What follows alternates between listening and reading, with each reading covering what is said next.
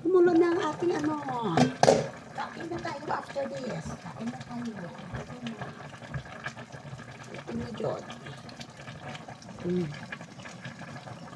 Ito guys. Ito nyo yata. More. Ayan. Yan naman do. Hindi matapangkata ni Golay. Pero saan ito na? Alam may laing kata ni Golay dito. Nagbatil ka ito mga ano. Kinangkong. Ay, nalata na aking zucchini guys. So, pwede na niyo eh. Makaon naman eh siya. Let's see. Walay lambi. Lagyan nato ng ano, asyen. Lagyan natin asyen guys. Para lumalami. Asin pa more. Lagyan natin ng bitchin gamay. Bitchin. Ano ko dala bitchin no? Bitchin gamay lang. Ano para malamamit man na Oh. Ulo-ulo na. Maapaw na.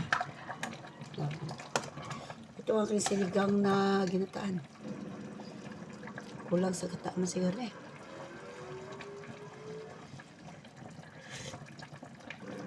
Ala, lami ka ajo. Lami ka ayo tay. Lami ka ajo. Gata guys. Yung gata na yun ano. Namiss ko lang maggata eh. Imbes na sinigang, gata na siya. So, mayroon ito. Oh. Hey, Kaya, God damn, don't look at me. Lamig kaayo nini. Okay na bis. Oh, puno na ni dili na ni masunog kay puno ikaw ba naman ako punong-puno ng ano ng to ng sabaw. Grabe masunog ba ni? Kami kayo. Alam mo, dugangan ilato na ng yorot. Para malamig yung mayo. Ug atong i-ano, pakuluan isang beses and that's it. Ayan na, pakulo ng ating sinigang na ginataan. Sinitaan.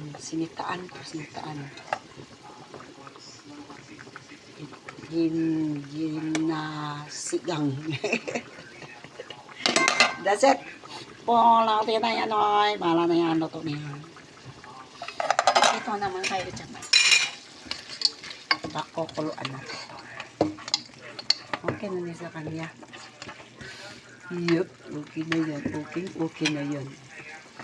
Well, luto na yan, guys. Okay na. Kain tayo.